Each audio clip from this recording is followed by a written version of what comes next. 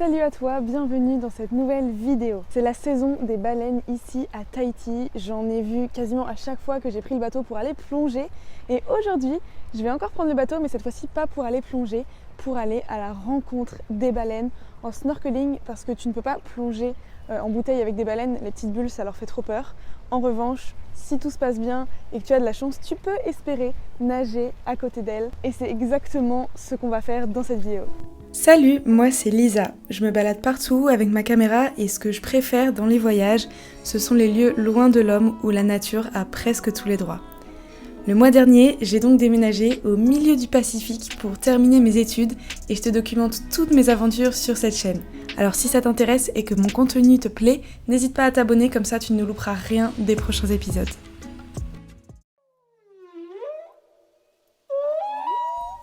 Ça, c'est le chant d'une baleine à bosse.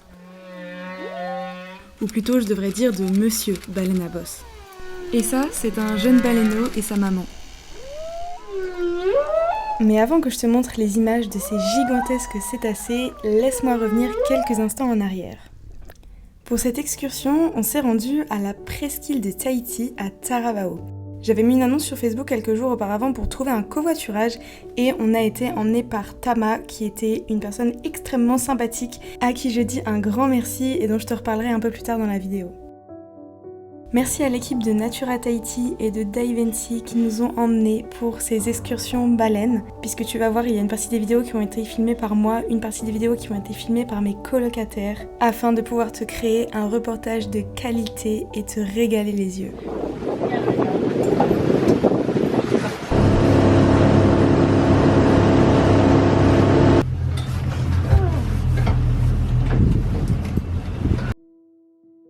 Si tu rêves de voir des baleines, Tahiti est vraiment l'endroit idéal pour exaucer ton souhait et je vais t'expliquer pourquoi. La baleine à bosse, c'est un cétacé qui est assez largement réparti dans les océans du monde, mais il y a une ségrégation entre les populations de l'hémisphère nord qui ont le ventre noir et les populations de l'hémisphère sud, comme à Tahiti, qui ont elles le ventre blanc. Chaque année, les baleines vont effectuer des migrations entre l'océan Antarctique et la Polynésie notamment. En Antarctique, les eaux sont très froides, mais elles sont aussi très productives, donc tu vas avoir beaucoup de krill. C'est là que les baleines vont pouvoir se nourrir en grande quantité et faire des réserves. En revanche, c'est pas idéal de mettre bas et de se reproduire dans des eaux aussi froides. Donc, de juillet à novembre, les baleines à bosse de l'hémisphère sud vont se regrouper dans les eaux chaudes du Pacifique et notamment en Polynésie.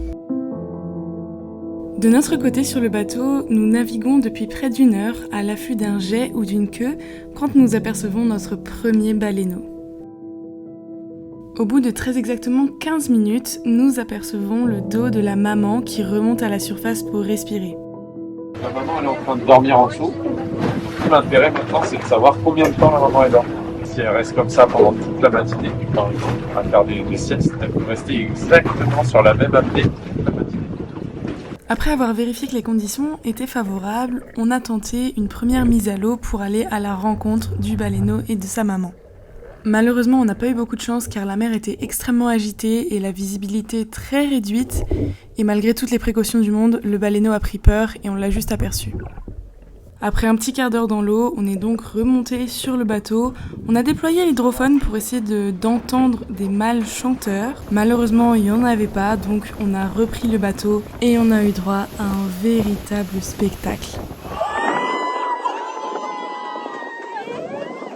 Honnêtement, je ne saurais pas te décrire la sensation que c'est de voir ces gigantesques créatures sauter à quelques mètres du bateau. C'est indescriptible comme sentiment.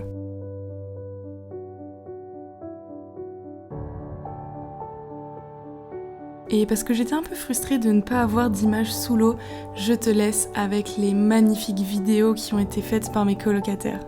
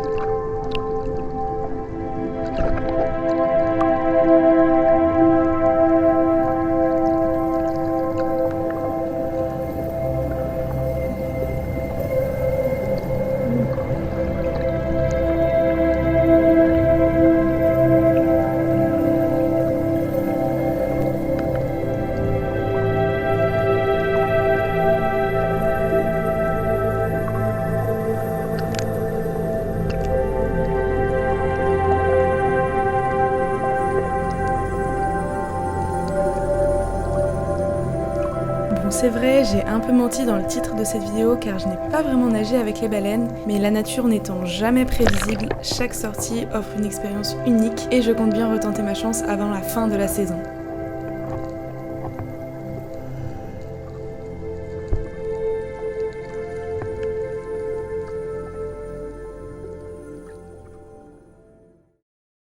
Nos 4 heures de navigation en mer touchent à leur fin, mais mes aventures ne s'arrêtent pas là.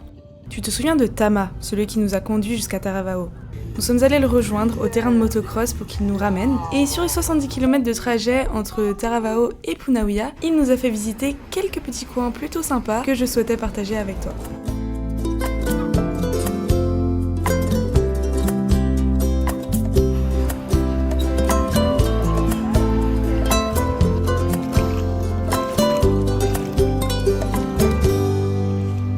Manu hoata hoki koe tapeka ia e te matangi angi angi nei te hiti o tera arere mai hoki koe narunga ki toku orahanga Orera ema iaku manuiti hoata Temi ne yakoe. Là on a Tama, notre cheval, qui nous fait visiter les petits endroits à voir sur la route. Donc là on est aux grottes de je ne sais plus comment et c'est magnifique, c'est vraiment hyper stylé. Roi matanoku yatangi tangi tokureo no te otu o te inangaro. Bon les amis, il est approximativement 16 h, j'ai été déposée à 200 mètres de chez moi.